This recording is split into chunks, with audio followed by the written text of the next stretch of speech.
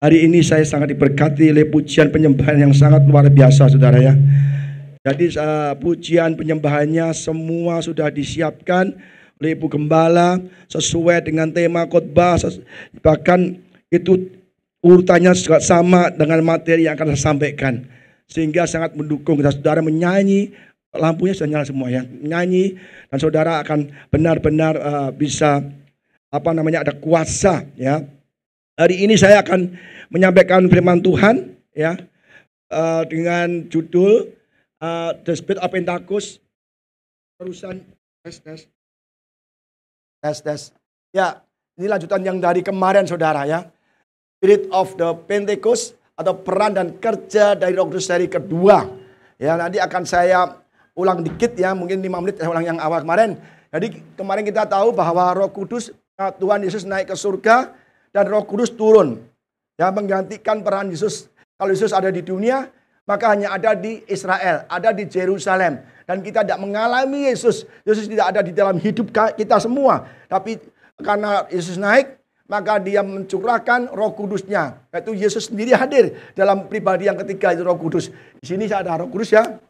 Dan ini dunia, peta dunia. Jadi kalau Roh Kudus turun, ya, seluruh dunia, ya, seluruh orang yang mau percaya, itu ada Roh Kudus, ada kehadiran Yesus sendiri di dalam pribadi yang ketiga. Maka kita akan disertai selama di dunia ini, saudara. Ya, jadi kalau kita ada disertai, maka kita ada dimeteraikan, yang menjadi milik Tuhan. Ya, dan kita kalau sudah dimeteraikan oleh Roh Kudus, maka hidup kita tidak dipimpin lagi oleh daging kita atau duniawi, tetapi oleh Spirit, karena keinginan daging dan keinginan roh adalah bertentangan ya. Apa itu keinginan roh?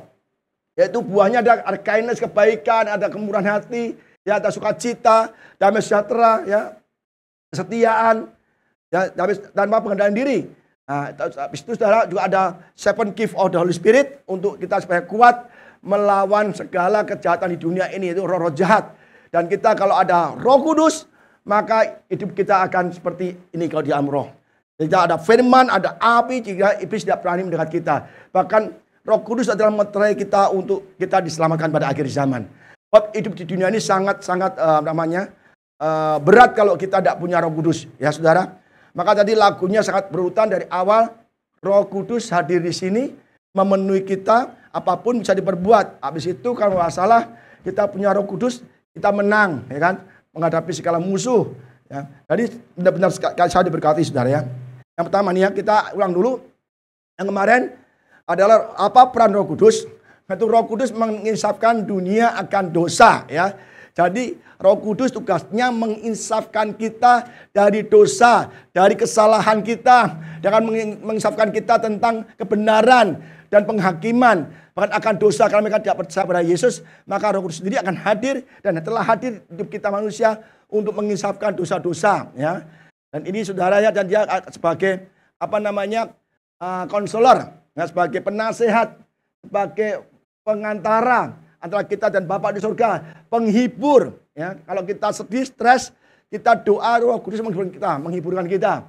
Ya, ada advokat, ada nasihat, dan penguatkan, pembela ya. Pembela itu nasihat, dan ada penguatan. Maka Yesus pun juga berdoa. Dia tahu besok dia akan disiksa, dianiaya secara berat, dan akan digantung di kayu salib, dipaku tangan kakinya. Yesus pun sebagai manusia ya, sebagai manusia, dia takut, dia gentar, dia menangis sampai berdarah keringatnya seperti putih-putih darah. Saking takutnya, dia berdoa. Bahkan dia bilang, kalau bisa Bapak, lalukan cawan ini daripadaku, lalukan salib daripadaku. Kalau bisa, tetapi bukan kehendakku yang jadi, kehendakmu yang jadi. Akhirnya apa? Tuhan berikan kekuatan, ya. Malaikat datang. Maka kalau kita berdoa, Roh Kudus sebagai comforter, sebagai penghibur, dan sebagai strengthener, penguatan. Maka kalau kita berdoa, masalah kita belum selesai, kita merasa kuat, merasa dihiburkan. Berkali-kali kalau kita doa selalu begitu keluar dari doa, kayaknya ada kekuatan baru, saudara. Dan kita tak takut menghadapi apapun. Seperti Petrus. Dulu kan dia takut, pengecut, lari takut sama orang-orang imam kepala. Begitu ada Roh Kudus hadir, Dia di sidang kaget semua. Ini orang nggak pendidikan. Ini nelayan, orang biasa. Kok berani banget? Karena ada Roh Kudus, maka ada penghiburan, penguatan, dan keberanian untuk melawan orang-orang jahat. Dia ada berani, saudara ya. Jadi kita penting sekali, ya. Ini ya kemarin sudah ada ya, menuntun kerjaan yang benar, Roh Kudus, dan kebenaran itu dari Bapa ya. Kemarin juga saya singgung lagi bahwa ini katakan apa nih? Oleh pemandian kelahiran kembali dan oleh pembaruan yang dikerjakan oleh Roh Kudus. Kita percaya pada Yesus dan memberi diri kita dibaptis, maka hidup kita diperbarui. Ciptaan baru. Oleh siapa? Oleh Roh Kudus. Ya, oleh Roh Kudus. Maka kita tinggalkan cara hidup yang lama, pakaian lama kita tinggalkan, dan kita menjadi pakaian yang baru. Yaitu apa? Hidup yang baru, ciptaan yang baru. Jadi kalau kita masih ciptaan yang lama, masih hidup dengan cara yang lama, masih berbuat dosa, masih hura-hura, masih melakukan kejahatan, kita belum menanggalkan pakaian yang lama. Pakaian yang baru kita kenakan, kita belum kenakan. Padahal sudah pakaian yang baru, tetapi kita masih memakai pakaian yang lama. Kita masih senang dengan pakaian yang lama. Kita masih suka berbuat dosa. Kita masih suka berbuat yang jahat, yang Tuhan tentang. Ya, itu kita belum berubah. Dan kita masih ada di namanya larva, ya, ulat larva atau kepompong. Dia masih di dalam. Dia tidak mau berubah menjadi kupu-kupu yang indah, yang bisa dinikmati orang. Kalau orang sudah ciptaan yang baru, maka dia berjalan menurut apa? Spirit, Roh Kudus. Tidak berjalan dengan daging lagi, sebab daging dan Roh Kudus itu bertentangan sekali. Nanti kita bahas lagi, sebab keinginan daging ada perseteruan terhadap Allah. Saya tidak bahas detail karena sudah kemarin ya. Jadi kalau saudara belum datang kemarin bisa melihat YouTube ya. Jadi mereka hidup menurut roh, memikirkan hal-hal dari roh. Kalau kita hidup dari roh, kita ciptaan yang baru, kita pikirannya selalu yang baik-baik, yang enak didengar, yang ada firman Tuhan, yang mendamaikan, yang memberkati orang lain. Kalau kita ngomong memberkati orang lain. Tapi kalau kita hidup yang lama, maka ke daging, maka kita tingkah laku kita nggak benar, omongan kita nggak benar, menyakitin orang. Nah itu namanya kita berlawanan, saudara ya. Mereka hidup dalam daging tidak mungkin berkenan kepada Allah, jelas. Kalau kita sudah ke gereja puluhan tahun, tapi hidup kita ya masih di dalam daging, ya masih suka berantam, masih suka jahat, ya kan masih suka mungkin kedugem, masih berbuat dosa, ya masih mencuri, berbohong, selingkuh, ya itu tidak berkenan kepada Allah. Artinya kita masih hidup dengan memakai pakaian lama kita. Belum ciptaan yang baru. Ya. Nanti kita bahas lagi, tidak usah. Nanti akan saya bahas nanti. Yohanes 1 Yohanes 2, 16-17. Janganlah mengasihi dunia dan apa yang ada di dalamnya. Ya, itu keinginan mata, keangkuhan hidup, ya, keinginan daging. Semua berasal dari, bukan berasal dari Bapa yang dari dunia. Jadi Yesus diujikan, keinginan daging, apa rupa roti jadi anggur. Keangkuhan hidup, suruh kalau kamu adalah kamu nanti apa namanya terjunkan dirimu ke dari bait Allah, maka Tuhan akan menolong. Gitu. Ingin apa? Mata, ini dunia ini milikku, Yesus. Ya kemegahannya, gemerlapnya milikku. Kalau engkau mau nyembah aku bilang pada semua. Yesus melawan semua dengan firman, ada tertulis, ya kan? Jadi kalau kita ciptaan yang baru, kita harus punya firman Tuhan. Maka kalau kita disesatkan, kita berpegang pada firman Tuhan. Hidup kita bukan dituntun oleh daging, tapi dituntun oleh Roh Kudus. Maka tidak ada lagi penghukuman di dalam Kristus Yesus yang hidupnya tidak dituntun ada berjalan menurut daging, tapi menurut roh. Ya. Jadi keinginan dunia, bahwa persahabatan dengan dunia adalah permusuhan dengan Allah. Ini yang kita bahas ya. Jadi kalau kita masih suka dunia, gemerlap malam, masih hura-hura, kehidupan Sodom Gomora, masih mencari harta, mengejar harta, mengalahkan ibadah, ya itu kita bermusuhan dengan Allah, ya. Jadi bukannya kita nggak perlu uang, kita perlu uang. Bukannya kita nggak perlu rumah, kita perlu rumah. Bukannya kita nggak perlu mobil, kita perlu mobil. Tapi jangan sampai mengejar kekayaan, kita meninggalkan iman kita kepada Yesus.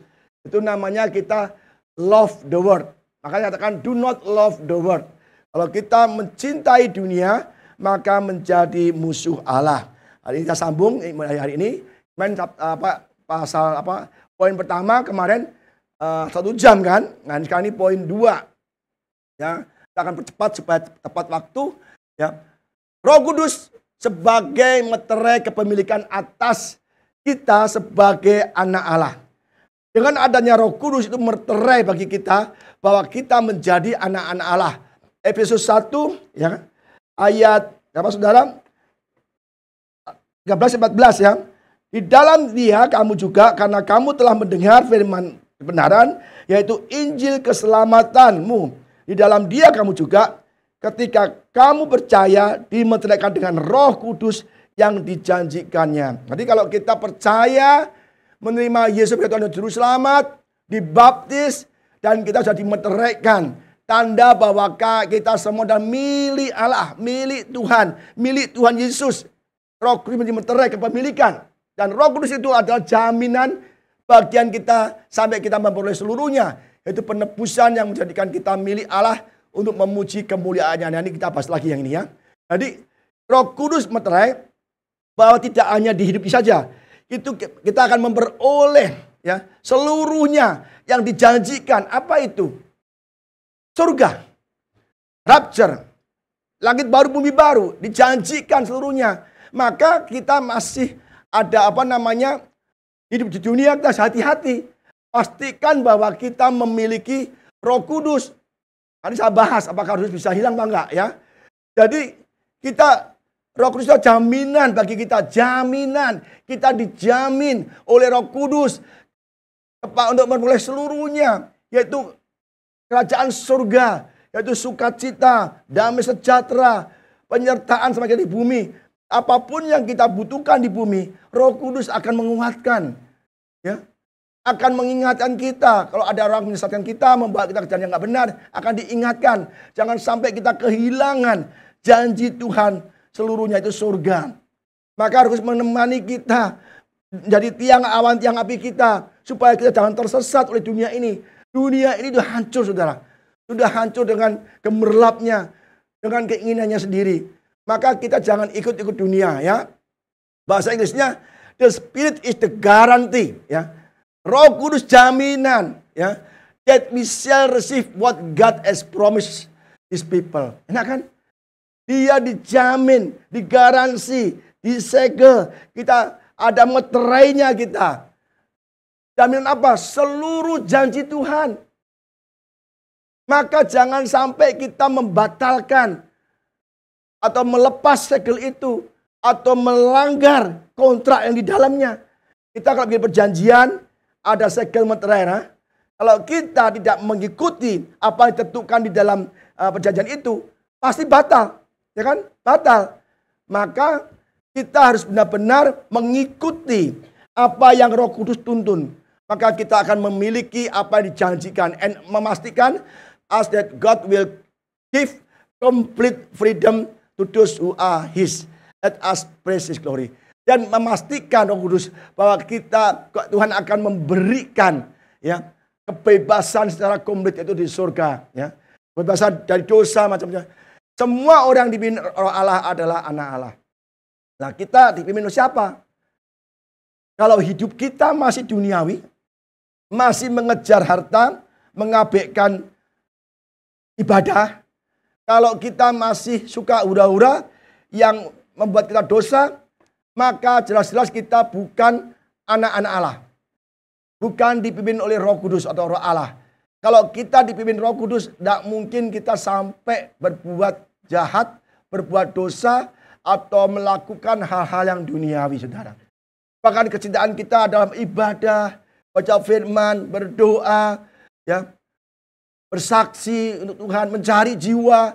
Itu kalau kita adalah dipimpin Roh Kudus. Ya. Dan itu tanda bahwa kita anak-anak Allah, meterai ya. Demikian sekarang tidak ada lagi penghukuman bagi mereka yang ada di dalam Kristus. Indonesia biasa saya jawab. Who walk not after the flesh, but after the Spirit.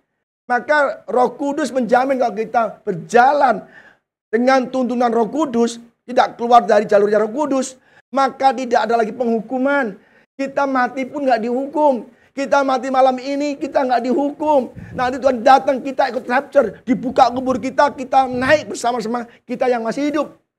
Jadi kalau kita di dalam Yesus, dipimpin Roh Kudus, hidup kita benar dalam Roh Kudus, maka kita bentar lagi misalnya Yesus belum datang, tapi kita mati duluan, itu kita akan tetap diangkat Tuhan dan tidak mengalami penghukuman. Itu di skip sama Tuhan. Lu nggak butuh hukum. Yang rapture, yang hidup di dalam Kristus, dipimpin Roh Kudus, tidak mengalami pengadilan atau penghukuman. Langsung naik dari Yesus dibawa ke surga. Yang mati dulu, sebelum kita, yang hidup dalam Kristus, dia naik, diangkat, dan bersama kita diangkat bareng-bareng naik ke surga. Naik ke langit bersama Yesus, dibawa ke surga. Enak kan? Jadi hidup kita itu tidak lama.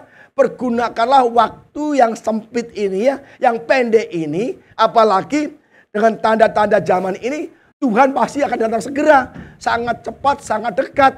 Maka jangan sampai kita di tengah jalan sebelum Yesus datang atau sebelum kita mati, kita gagal iman kita karena orang lain. Atau iblis memakai orang lain, teman kita, menghasut kita. Udah nggak usah ke gereja, udah nggak usah ibadah, ayo ke mall saja, ayo dugem saja, udah ini korupsi aja, uangnya besar, ngapain lu jujur kamu acur, jujur kamu hancur, jujur kamu lama kayanya, enak kaya cepet, nikmati dunia. Itu kita rugi, kita mati malam, nggak bangkit-bangkit lagi, bangkitnya nanti diadili, dimasukkan ke lautan api neraka lama-lamanya. Maka hidup pendek ini ibadah sungguh-sungguh, jangan dihasut-hasut, jangan kita melenceng kanan kiri, tapi tetap fokus buat Tuhan. Kalau kita disakiti, kita ampuni. Kalau kita difitnah, diam saja. Kalau kita diapain, kita pokoknya tenang saja, tetap fokus ibadah. Fokus menjaga kekudusan, menjaga diri jauh dari dosa. Tuhan ngomong sama Kain, kamu hati-hati. Iblis sudah mengintip di dosa dan ngintip di depan pintu. Iblis sudah mau masuk ke dalam tubuhmu. Tapi Kain tetap tidak mau bertobat. Dia membunuh Habel. Nah, makanya iblis selalu mengelilingi kita. Seperti singa yang mengaum-ngaum mengelilingi kita untuk menerkam kita, menelan kita. Ya, jangan sampai, iblis bilang jangan sampai anak-anak Tuhan masuk ke surga.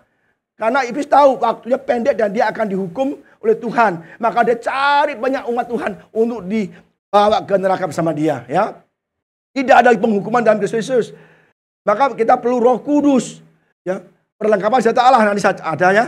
2 Korintus 1 ayat 22, memeteraikan tanda miliknya atas kita dan memberikan Roh Kudus di dalam hati kita sebagai jaminan dari semua yang telah disediakan untuk kita. Jadi Roh Kudus yang diberikan sebagai tanda kita milik Allah dan milik Allah dijaga hati kita. Jadi kalau kita punya anak, kira-kira kita jaga anak kita enggak? Jaga dong. Sekolah diantar, ya dijemput. Jam 12 pulang, sekolah selesai, jam 12 kita sudah standby. Ya kan? Kita standby sebelum dia keluar. Kita jaga dari orang jahat, dari penculikan, bahkan dari kecelakaan. Kita jaga, kita pelihara, kita kasih makan, kasih obat, kasih macam-macam diperlukan. Bapak kita bagai dunia memberikan yang terbaik untuk anaknya. Demikian pula juga Bapak di surga, Yesus, dia tidak membiarkan dia sebatang kara. Ya. Di dunia ini, tapi mengirimkan penolong, pelindung, penguatan, penghiburan, kuasa, karena sayang sama kita. Jangan sampai kita nggak beribadah, jangan sampai kita tidak mau baca firman, sampai kita nggak mau berdoa. Ibadah 2 jam seminggu kurang, tapi tiap hari kita baca firman, berdoa, mendengarkan khotbah-khotbah yang menguatkan. Oh saudara, itu akan menjadi kuat. Ya. Roma 8 ayat 15-16. Sebab kamu tidak menerima roh perbudakan yang buat kamu menjadi takut lagi. Kita bukan di bawah iblis lagi. Kita di luar penggadaian jiwa kita. Ditebus oleh Yesus dan darahnya. Jadi kita bukan milik iblis lagi. Saudara, kalau di rumah katakan kepada iblis tuh di rumah tuh, "Hei iblis, aku tahu kamu ada di sini. Tapi rumah ini menjadi milik Yesus. Tuhan rumah ini adalah Yesus Kristus. Artinya tidak ada lagi tempat bagimu di rumah ini. Kau pergi dari sini. Pergi dari keluarga kami. Pergi dari anak-anak kami. Pergi dari pernikahan kami. Engkau pergi. Karena hidup kami rumah ini Tuhannya adalah Yesus Kristus. Takut dia iblisnya. Ya, saya sering berdoa di atas itu. Iblis, rumah ini, gedung ini, ya, Tuhannya adalah Yesus Kristus, pemiliknya Yesus Kristus. Artinya tidak ada lagi kesempatan tempat bagimu tempat ini. Kau pergi dalam nama Yesus. Dengar dia, karena dia punya Roh Kudus, punya kuasa kan. Tetapi kamu telah menerima Roh yang menjadikan kamu anak Allah. Roh apa? Roh Kudus. Kita menerima Roh Kudus supaya kita menjadi anak Allah. Jadi saudara, pikiran kita mereka ketopong keselamatan. Pikiran kita ada, aku sudah tebus, aku sudah darah Yesus, aku sudah diselamatkan, aku sudah menjadi anak-anak Allah. Jangan diragukan lagi, anak Allah. Kalau kita bapaknya Allah, bapaknya Yesus, maka apapun yang kita hadapi bukan lagi kita hadapi, tapi Tuhan sendiri. Stand still, kamu tetap diam. Karena Allah akan berperang untuk kau. Kalau misalnya, siapa di sini, Yosef, punya anak kecil, ya kan? Kalau anaknya menghadapi musuh, ya kan? Siapa yang menghadapi bapaknya dong? Masih anak kecil, anakku, wah masa diganggu preman, diganggu, wah bapaknya pasti marah-marah, pasti hadapi. Kamu tenang aja nak, ya kan? Dihadapi. Kalau ada anjing kejar, wah bapaknya pasang badan, ya kan? Lebih baik makan tanganku, jangan anakku. Ya kan? Lebih baik pasang bilang gitu. Pakai pentungan ya kan. Dikit tangannya nggak apa-apa, anakku selamat. Bapak di surga demikian, anakku mati nggak apa-apa. Anakku disisa nggak apa-apa. Anakku disayat nggak apa-apa. Asal semua manusia masuk ke surga. Berkorban loh. Berkorban loh. Makanya saudara, oleh Roh Kudus kita berseru, Aba, Bapak. Wih, enak loh. Hanya kita. Ya, orang Kristen nih ya manggil Allahnya Bapak. Ya kan? Bapak. Artinya bahwa kita anak, dia Bapak. Kalau dia panggil Allah itu Bapak, kita anak.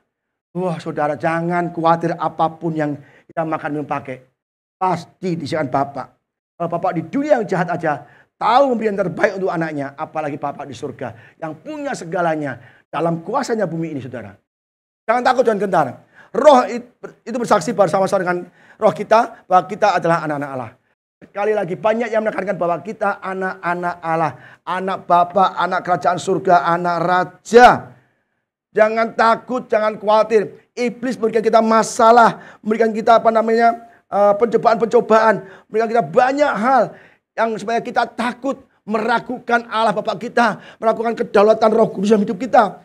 Kita digoncang dengan masalah, serangan orang, kita sakiti, difitnah, kekurangan duit, kerjaan. Itu adalah ulah iblis. Seperti Ayub diambil oleh iblis kekayaannya, keluarganya, kesehatannya. Itu ulah iblis. Tapi kalau kita punya Roh Kudus, Tuhan, aku anakmu. Ya. Engkau Bapakku. Ya kan? Engkau tahu aku diserang iblis dengan banyak masalah. Aku tahu. Kau sedang menguji imanku. Seperti Ayub kau uji. Ya, kalau ada masalah, saya dikatakan oleh Ayub, oleh Paulus dan Silas yang nyanyi tengah-tengah masalah.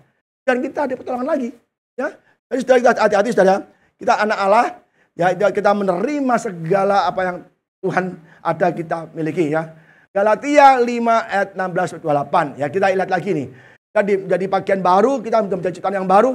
Bagian yang lama kita tinggal, kita kalau hidup dengan Roh Kudus pasti kita ada buahnya. Dan buah Roh Kudus itu dengan daging itu sangat bertentangan. Ya, keinginan roh dan daging bertentangan. Kita lihat Galatia 5 ayat 16-26. Jangan cepat saudara, ini banyak-banyak. Maksudku ialah hiduplah oleh roh. Hiduplah oleh roh. Dipimpinlah oleh roh. Oleh firman Tuhan. Ya kan? Maka kamu tidak akan memiliki keinginan daging. Sebab keinginan daging berlawanan dengan keinginan roh. Ya kontra. Apa yang Tuhan katakan pasti berlawanan dengan setan katakan. Apa yang setan katakan pasti berlawanan dengan firman. Karena soal berlawanan. Ya, lah kita menurut mana? Menurut roh atau menurut daging? Sebab keinginan daging melawan keinginan roh dan keinginan roh berlawanan dengan keinginan daging. Dua kali ditandaskan.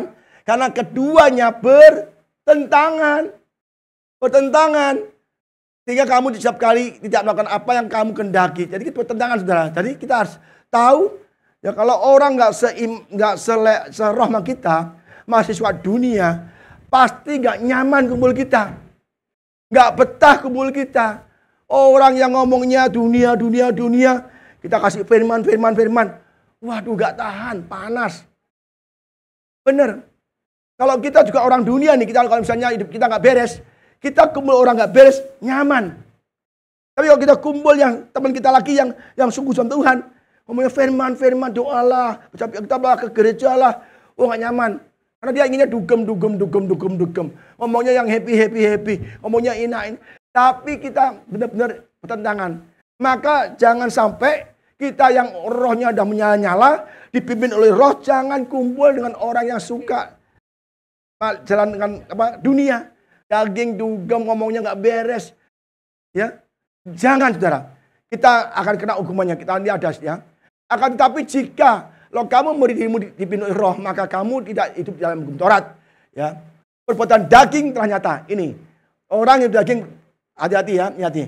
Yaitu percabulan, orang cabul, orang porno, orang homo, orang lesbian, orang yang suka nonton film porno, suka nonton gambar porno. Ini berzina, berselingkuh. Ini orang yang cabul. Jangan kumpul sama mereka. Kecemaran, ya sama, kecemaran juga. Mencemarkan dirinya dengan macam-macam. Kenajisan. Kalau zaman dulu, dia mencemarkan diri dengan hal-hal yang makan persembahan berhala.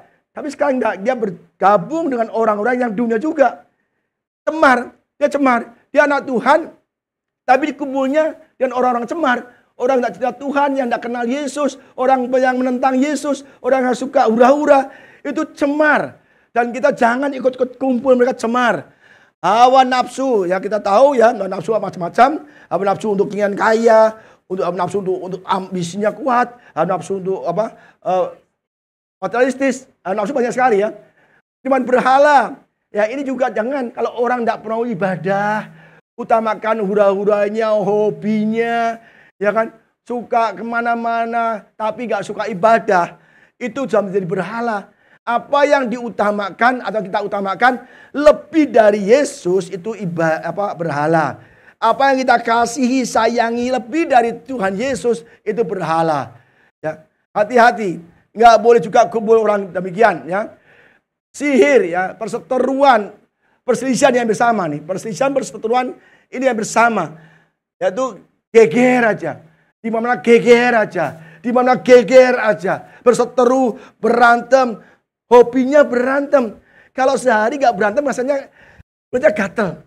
Ada nggak? Ada, banyak orang demikian. Ada. Dimanapun ada loh, saudara. Orang ke gereja sana berantem, saya dengar. Ada lagi sana berantem. Ada. Saya kenal tuh ada. Kerja dikasih berantem, di sini berantem, di situ berantem. Jadi di mana dia berada, di mana dia melayani, berantem terus. Katanya, wah gereja sana nggak enak Pak. Gereja sana nggak enak Pak. Tapi di sini juga nggak enak lagi Pak. Lah gereja nggak enak semua, yang enak mana? Justru gereja itu nggak enak karena ada kamu. Dia nggak sadar. Pak saya gereja A, ya kan? Di Bekasi, ya kan? Di sana gereja nggak enak Pak. Aduh berantem terus Pak. Ini. Saya pindah Pak ke gereja B di Tangerang. Waduh nggak enak Pak. Saya berantem juga. Di mana pun berantem. Gerejanya nggak enak semua Pak. Kita harus tanya-tanya. Gereja nggak enak kenapa? Karena ada kamu. Kamu yang berantem. Jadi jangan saudara ya. Ini ya. Iri hati. Amarah. Kalau orang marah wajar. Ada marah karena dia melakukan kesalahan dimarahi. Tapi kalau amarah itu marah terus. Bawaannya marah terus. Orang nggak mungkin marah terus. Itu benar-benar ada roh marah. Nggak boleh. Anger ya. Nggak boleh ya. Jadi ada. Kalau amarah biasa. Yesus pun marah. Karena bait Allah berjualan. Ya kan? Kita juga marah. Kalau saudara misalnya mencari dagang di dalam gereja, ya nawarkan ini, dulu ada aduh jemaat bawa kerupuk, bawa apa, kesaksian dulu, zaman gereja kecil kesaksian dulu, pinter tuh kesaksian, semua orang terharu, begitu, amin, buka plastiknya kerupuk semua saudara. Besok lagi, kesaksian lagi nyanyi, Pak boleh nggak kesaksian nyanyi? Boleh, nyanyi orang senang semua, buka lagi dagangannya. Habis itu orang tahu, wah ini kurang ajar nih. Menggunakan mimbar untuk dagang nih. Akhirnya nggak beli lagi, pindah orang itu ke gereja lain. Ya, jadi ada juga demikian. Banyak lah itu boleh dimarahi. Karena kau menjadikan rumah Tuhan sarang penyamun. Atau pedagang. Nggak boleh ya. Marahnya marah rohani. Yang nggak apa-apa dimarahin. Ini nggak perlu, gila namanya ya. Orang diam dimarahin. Sini apa? Itu gila namanya. Ya. Kepentingan diri sendiri. Nah ini orang egois. Nggak boleh juga.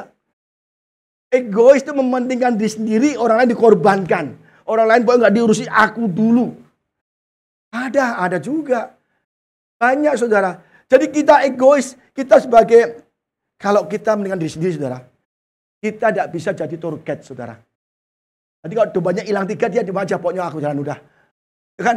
Kalau orang tour guide itu harus mementingkan membernya. Kalau satu belum datang, itu dicari saudara. Itu namanya mementingkan rombongannya. Tapi kalau orang yang begini, nggak bisa jadi tour guide ya.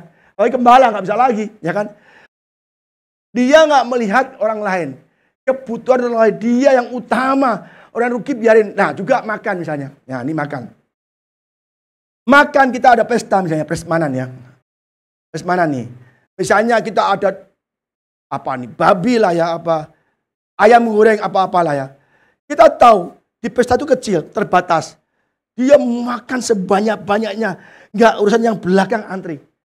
Akhirnya yang belakang begitu lihat ayamnya nggak ada semua ini. Ada kuah, bahkan dagingnya ada rendangnya, dikocok-kocok gitu.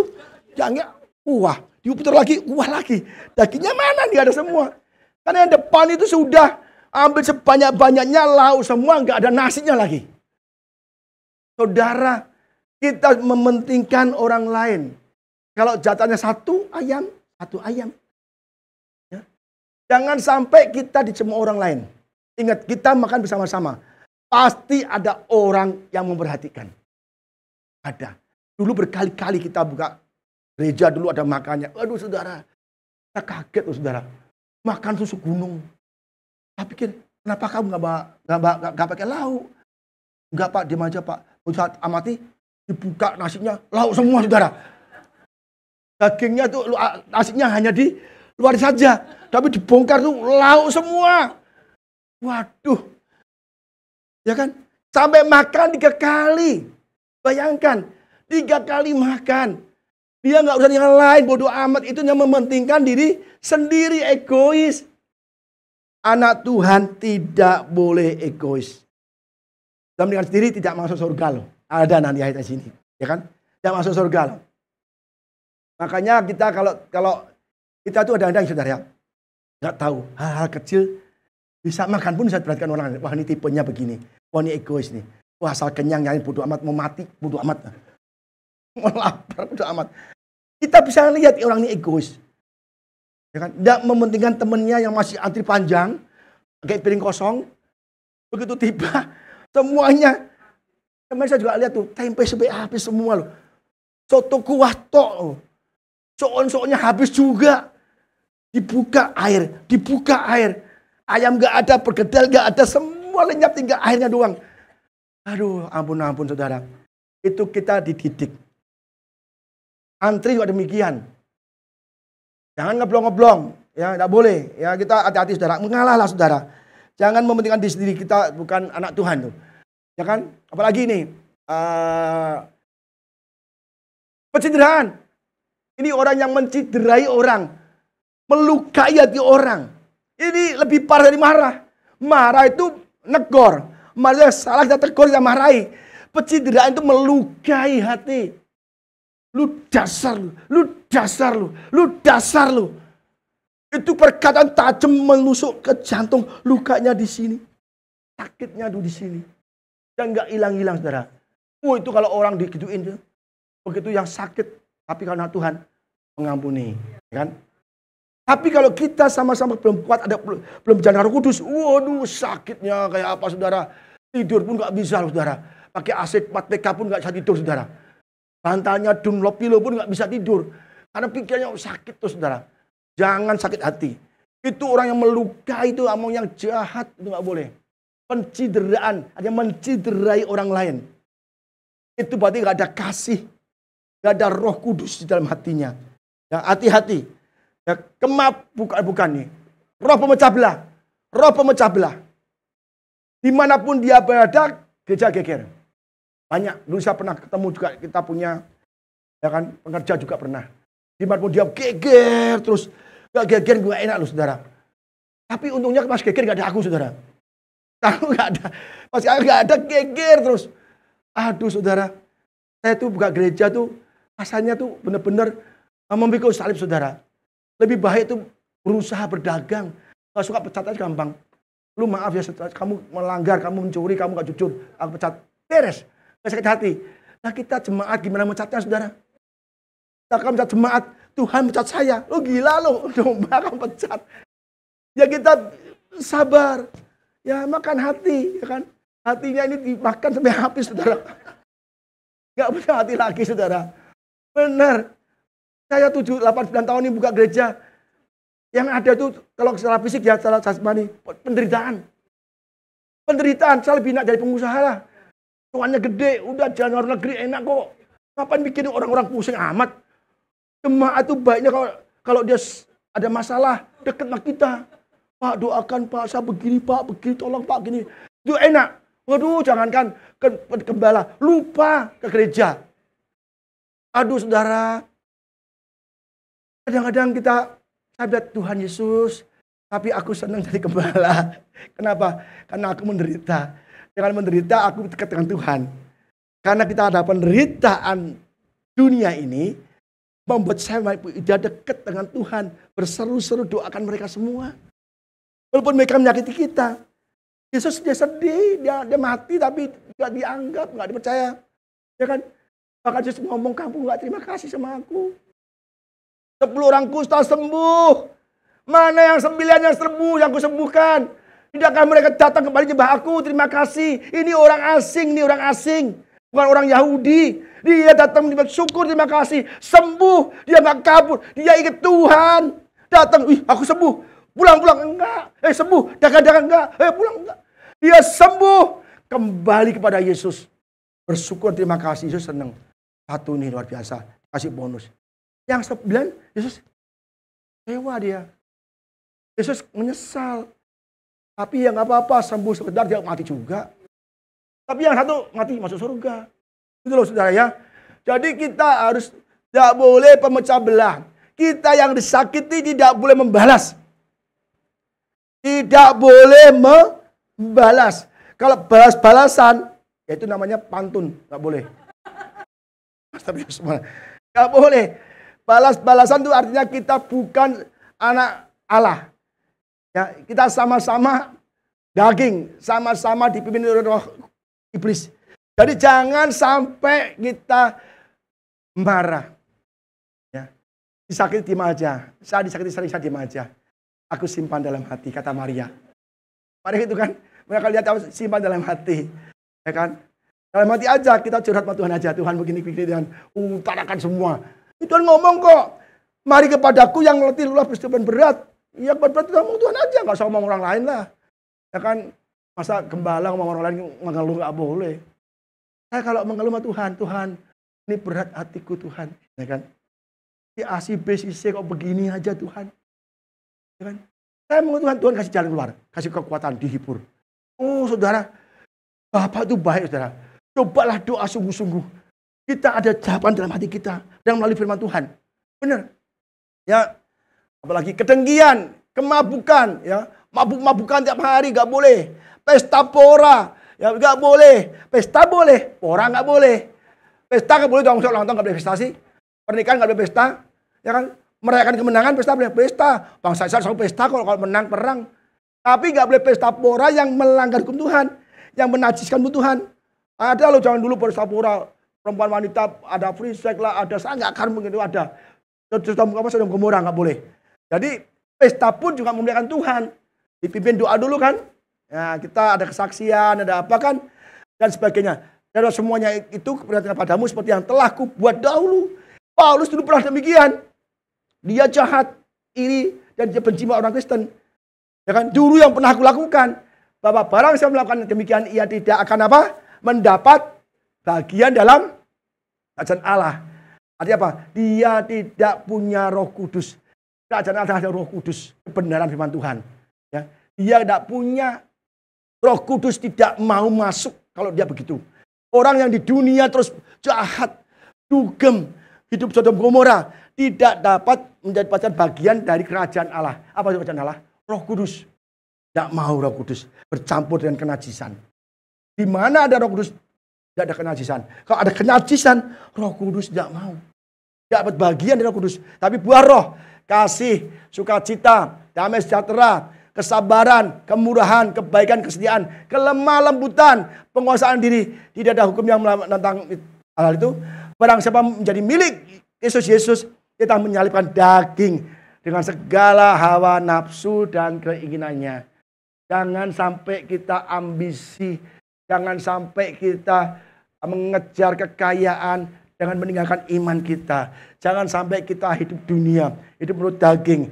Sebab kita harus mati daging kita, tapi roh kita yang hidup. Maka kita banyak berdoa. Kalau kita nggak berdoa, roh kita yang mati. Karena nggak kasih makan. Makan roh kita ada dengan doa kita. Doa sehari 3 kali. Ya. Jangan doanya yang makan saja 3 kali sehari. Tuhan terima kasih makanan ini, amin. 3 kali kan? Sudah Pak, ada doa Pak. Itu bukan doa. Ya, nggak boleh. Tapi kita doanya setiap khusus sehari sekali 1 jam saja. Kasih waktu ya. Dan ada penguasaan damai sejahtera, kesabaran, kebaikan, kesetiaan. Kita harus benar-benar sabar, sukacita, kasih. Sabar itu mengalah. Mengalah itu nggak enak saudara. Sakit hati kalau ngalah, tapi kita harus sabar mengalah apapun risikonya. Sabar itu dalam bahasa Yunani hupomone. Itu sabar yang diikuti dengan penderitaan. Yesus sabar, dia menderita kan? Tapi kita nanti akhirnya gimana kan? Jadi kita harus benar-benar menyalibkan daging kita. Jika kalau hidup oleh roh, baiklah kita juga dipimpin oleh roh. Baca firman Tuhan. Di sini tuntunan Roh Kudus semua. Ya. Maka kalau dia nggak baca roh firman Tuhan, artinya kita nggak mau dipimpin Roh Kudus. Karena semua ada di sini pimpinan Roh Kudus. Baca, ya. Dan janganlah kita gila hormat, ya kan? Janganlah kita saling menentang dan saling mendengki. Gila hormat, ya. Tidak boleh. Minta dihormati. Yesus datang untuk melayani, bukan dilayani. Yesus itu juga demikian maunya melayani. Kita jangan sampai gila hormat. Ya. Kalau gila hormat kita bisa gila beneran saudara. Karena kalau nggak ada yang menghormati gila beneran. Kalau kita gila hormat, nggak ada yang hormat, kita gila. Ingat ada? Contohnya ada? Ada. Apa namanya? Hagai siapa namanya? Apa namanya? Kita bagai Esther apa namanya? Naaman sama itu.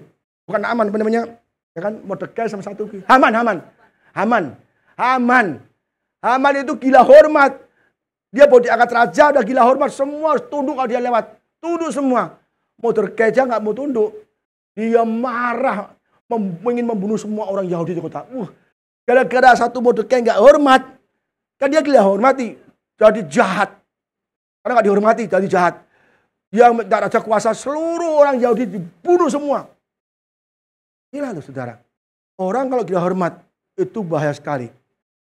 Jahat sekali. Tapi gimana dengan Mordekai, Maester? Dia tetap berdoa terus kan. Akhirnya Tuhan bukakan, singkapkan dan tolong Roh Kudus, tolong Mordekai. Akhirnya Haman sendiri yang digantungkan mati. Dan seluruh keluarga mati.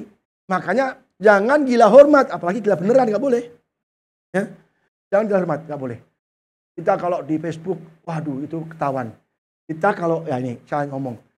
Kita lihat orang itu gila hormat atau gila pujian, bisa tahu dari postingannya saudara. Benar. Postingan itu kita bisa menilai saudara. Maka kalau posting itu yang rohani, firman, ya kan. Foto keluarga boleh. Punya keluarga, fotonya nggak sama keluarga. Jadi terus. Nah, ya kan ada loh orang punya keluarga, punya istri. Ya, punya istri nih. Dia nggak mau posting bersama istrinya. Selalu posting sendiri. Dia takut kalau dia bawa istrinya, nanti like-nya dikit. Ada tuh. Istrinya dikit. Wah kalau saya bersama istri, nanti nggak ada yang senang sama saya. Nggak ada yang memuji saya. Nggak ada yang bikin saya disukai uang. Fun saya hilang semua. Maka dia nggak mau foto atau posting bersama istrinya. Di Facebook. Ada itu gila hormat tuh. Ya. Dan semua itu, nanti lama-lama gila beneran tuh, lihat aja nanti. Ya, jadi ini semua, dan kita juga punya buah roh, kita punya hikmat dari Tuhan, pengetahuan, iman, lagi Tuhan, ya kan, mujizat, bernubuat, membedakan roh, menciptakan bahasa roh. Ya, jadi kita kalau punya Roh Kudus, kita punya hikmat ya dari Roh Kudus. Nah, ini 2 Timotius 3 ayat 1-5. Kita lihat bagaimana dunia zaman sekarang. Apakah berjalan menurut Roh Kudus atau berjalan menurut Roh Kudus? Roh dunia, ya. Kita lihat nih, ya, lihat ya. 2 Timotius 3 ayat 1-5. Ketahuilah bahwa pada hari terakhir akan datang masa yang sukar. Hari ini, zaman akhir, hari-hari akhir adalah masa-masa yang sukar.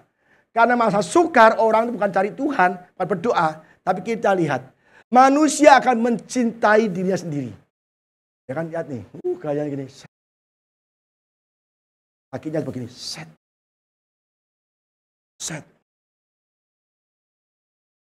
Orang lain gak urusan. Pergi bersama-sama, foto sendiri. Gila, benar loh. Jangan ditiru, gak boleh. Ya, Pak Zat gak boleh ya. Enggak, Pak Yusuf soalnya baik. Selalu memang keluarga.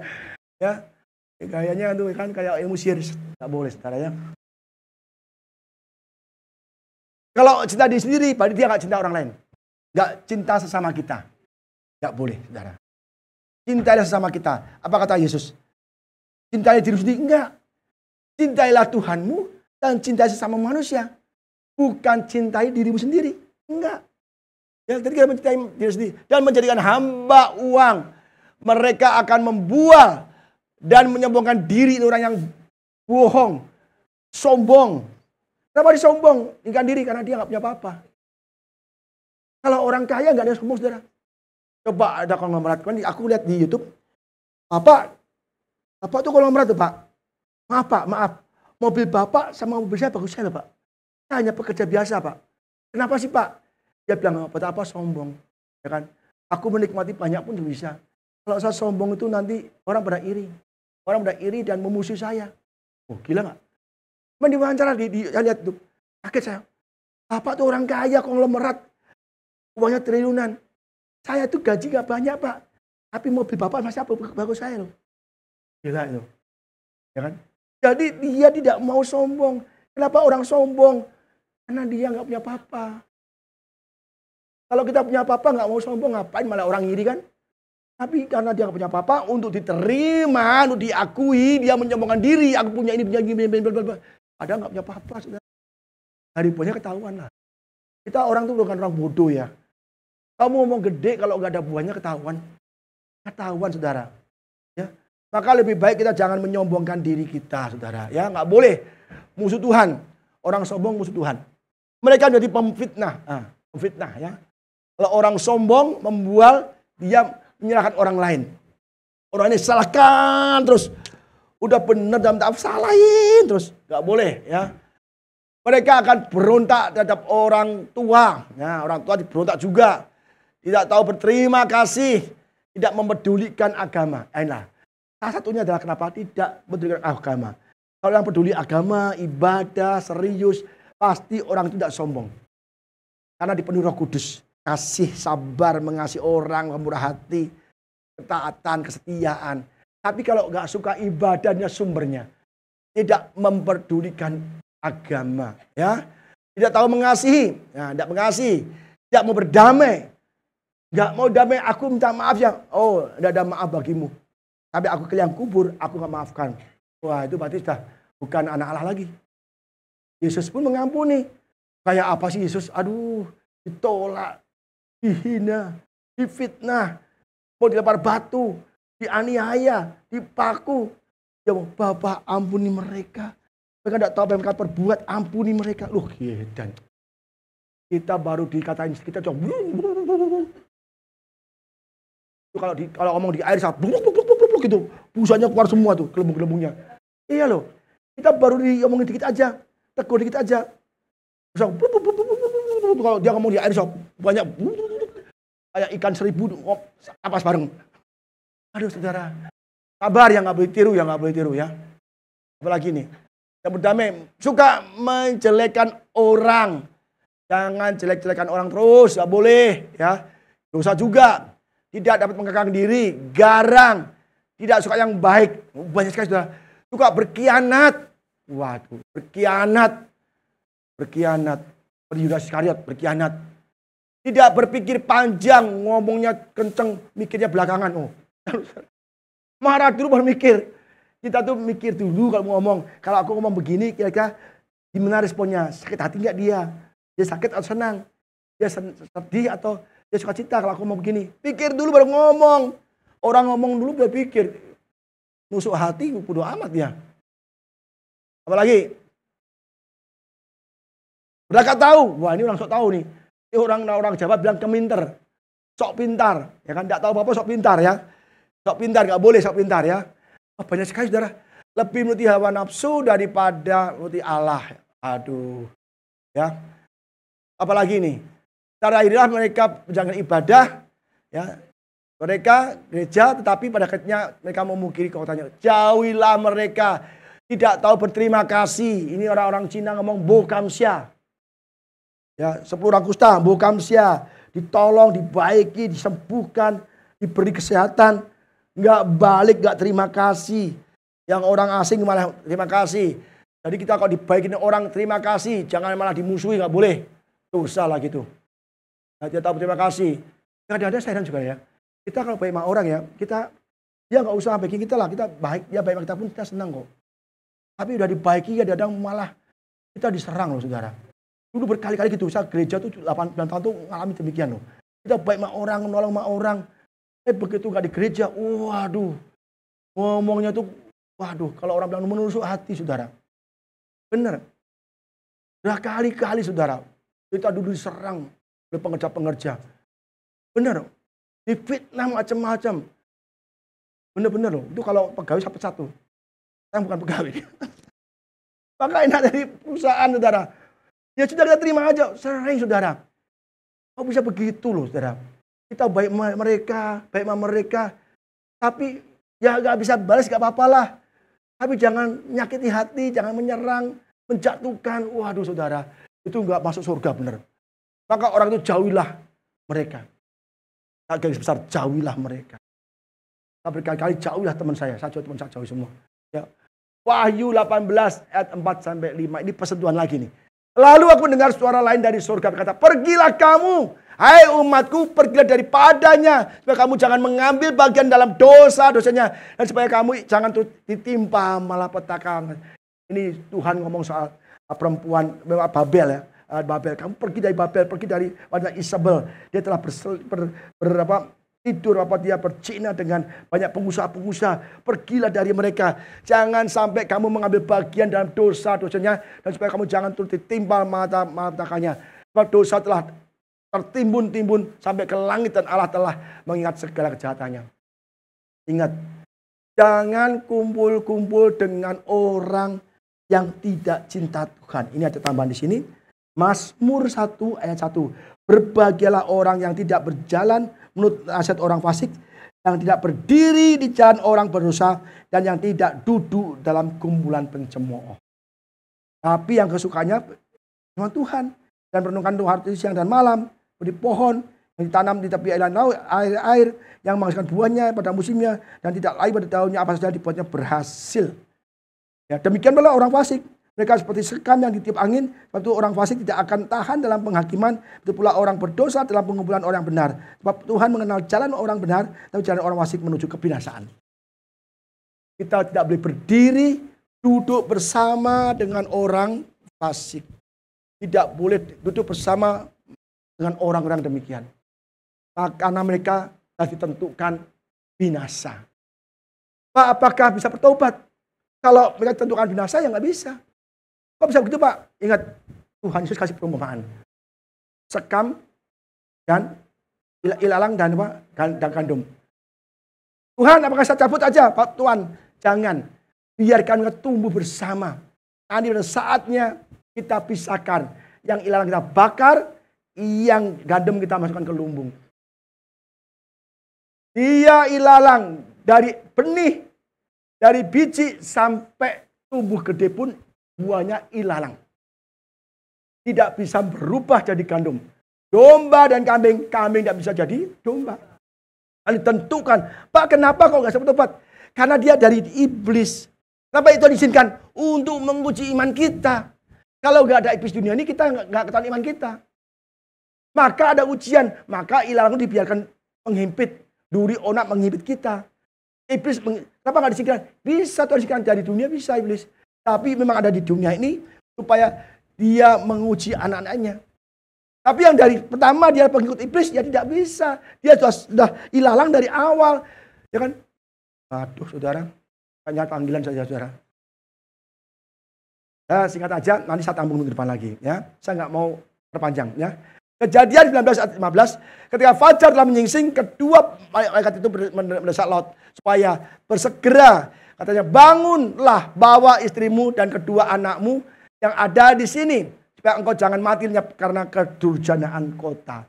Lot pun dan si anaknya disingkirkan dulu istrinya supaya dia tidak kena hukuman orang berdosa. Kalau kita berhukum orang berdosa, orang itu dihukum Tuhan, kita juga kena hukuman juga dan pergi jauh-jauh. Tapi istri Lot itu lahirnya di Sodom. Orang Sodom. Maka mereka gak lihat. Aduh kampung halamanku. Tanah kelahiranku. Aduh rakyatku. Aduh orang-orangku. Tetanggaku semua dia noleh ke belakang. Karena pikirannya ada orang Sodom. Pikirannya orang dunia. Pikirannya sering bergaul orang dunia. Karena kampung halamannya orang dunia. Sodom. Maka dia menoleh kampung halamannya. Menoleh keluarganya. Teman-temannya. Hartanya. Karena pikiran Sodom. Akhirnya kena hukuman Sodom. Jangan menoleh ke belakang. Kita jauh-jauh ke gereja. Ibadah sungguh-sungguh. Waktu kita tuh deket mau rapture. Jangan sampai kita gagal rapture. Jangan sampai kita gagal rapture. Karena besengi dengan teman. Saya udah tinggalkan teman saya semua. Saya sebatang orang sendiri sementara. Bersama keluarga. Bersama Ibu Ida, anak-anak menantu, bersama Boymin Athena, bersama kura-kura. Ya. Ya. Tapi kalau orang itu baik, saya berteman. Gitu loh. Saya mulai memilih teman ini baik apa enggak. Gitu loh. Jangan dipikir pendeta itu baik. Saya juga seleksi juga. Ya kan? Jangan saya kayak akhirnya beribadah tapi dia enggak menyangkali ibadahnya.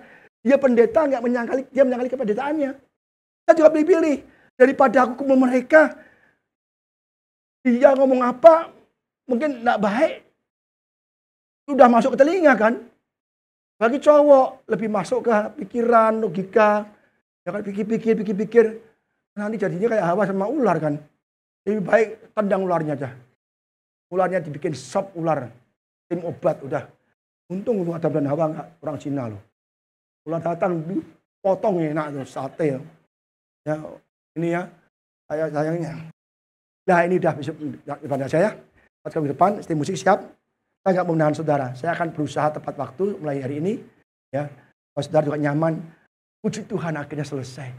Kita bisa makan di mall. Enggak saudara. Jadi ibadah saudara ya. Saya ingin tidak mau panjang bisa agak lama. Kita akan bertahap. Kalau saudara bisa nyaman mendengarkan dan sudah masuk ke dalam hati pikirkan. Dari tadi intinya. Kita harus benar-benar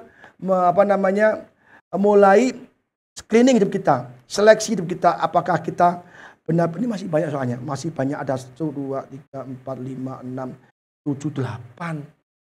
8 ini baru 5 slide saya saudara. Baru 1, 2, 3, 3 slide. Baru poin 2 dari ini. Dari ini ya. Dari ini pertama kemarin tuh. 2, 3, dah. 3 slide nih. Ya jadi kita menghemat ya. Kita ketemu terus. Ya jadi saudara, sekali kita harus mulai men-screening hidup kita. Harus kita cek teman-teman kita siapa. Biasa hidup kita itu biasanya kalau kita nggak kuat dalam iman, hidup kita dibentuk oleh lingkungan kita. Ya. Kalau lingkungan kita orang-orang baik, cinta Tuhan, kita akan ikut cinta Tuhan. Kalau lingkungan kita nggak baik, kita nggak punya iman, kita ikut mereka. Jadi mulai screening hidup kita, seleksi teman kita, seleksi pergaulan kita. Apakah orang ini bisa membuat saya lebih naik iman kita? Apakah turun? Ya kan? Berarti kita membuat kita iman kita turun, singkirkan. Daripada kita singkirkan Tuhan, dibuang Tuhan, kita buang teman kita yang tidak berkenan di hati Tuhan. Amin saudara. Maka kita hidupnya akan diberkati karena Roh Kudus menginsafkan kita, menyadarkan kita, convict us aja, menginsafkan, menyadarkan, menasehati, membela, menguatkan. Ya saudara, amin.